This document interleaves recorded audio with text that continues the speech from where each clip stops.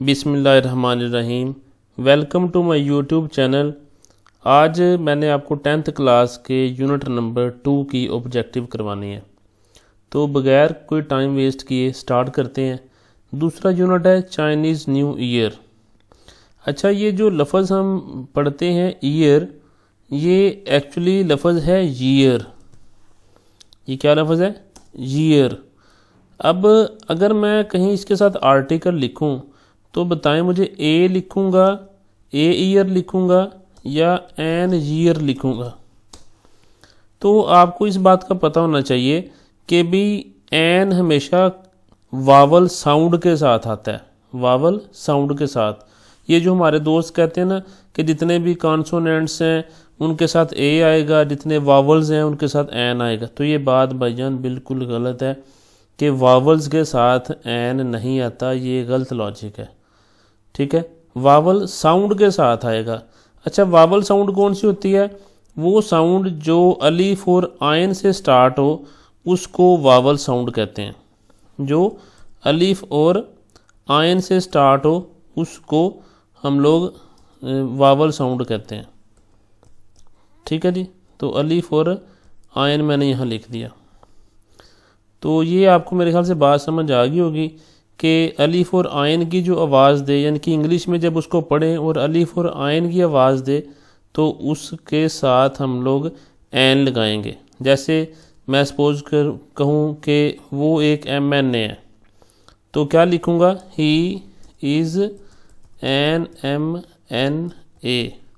वो एक MP है, ही इज़ एन MPA। वो MA है, तो क्या लिखूँगा? ही इज़ एन MA। वो एक MBBS डॉक्टर है, तो क्या लिखूँगा? ही इज़ एन MBBS डॉक्टर। ठीक हो गया। तो ये इस तरह करके अब आपको समझ लग गई होगी। अब जैसे देखें 1 में लिखना है, मैं कहूँगा भी आप कैसे हैं? वो कहेगा मैं A1 हूँ, मैं बिल्कुल ठीक हूँ, तो A1 लिखूँगा, N1 नहीं लिखूँगा।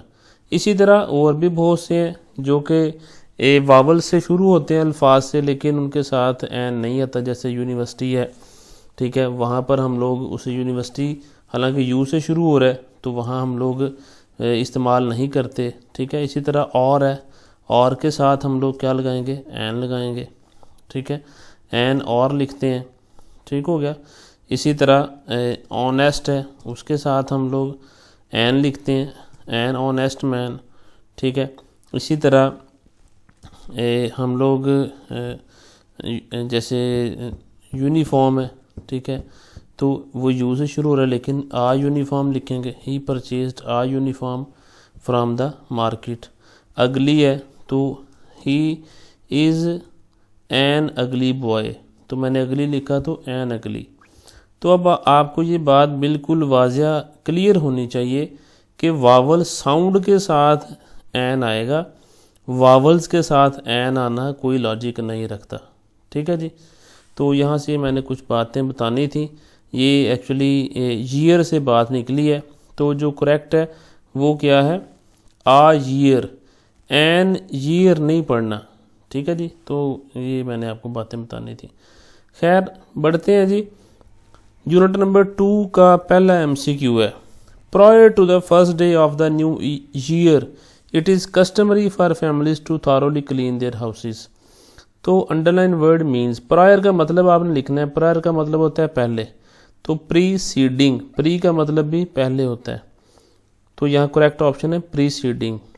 दूसरा है another popular custom is to hang up signs and posters on doors and windows with the Chinese word fu written on them. The underline word means, ये जो दूसरा MCQ है इसमें कस्टम का उसने मीनिंग पूछा हुआ है। इसका मतलब होता है रस्म, तो आम जो प्रैक्टिस में चीज़ हो उसको रस्म कहते हैं, ठीक है जी। तो तीसरा है our job is to keep the audience happy. अब यहाँ वो कह रहा है कि underline word is a dash noun.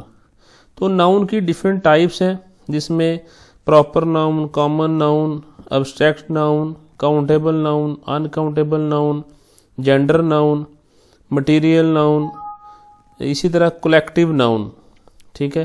Compound noun भी है, तो अब उसमें से आपने बताना ये कौन सा है।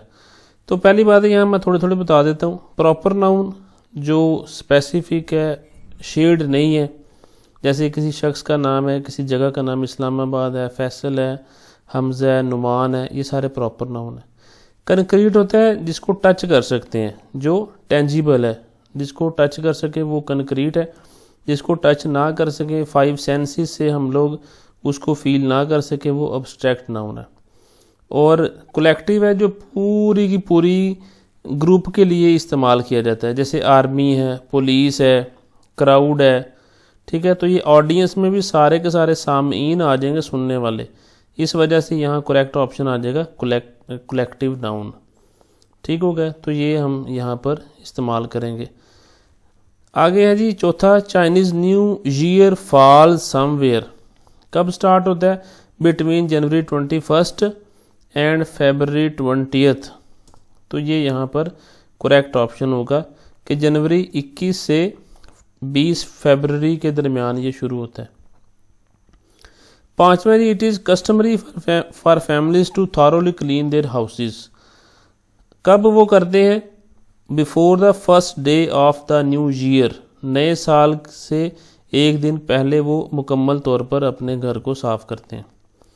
Hanging up signs and poster on doors and Windows mean, जो उन दरवाज़ों खिड़कियों पर इश्तिहारात या कोई निशानात लटकाए होते हैं, उसका मतलब होता है लक एंड हैप्पीनेस, खुशकिस्मती और किस्मत। अच्छा जी, envelopes are not to be open until.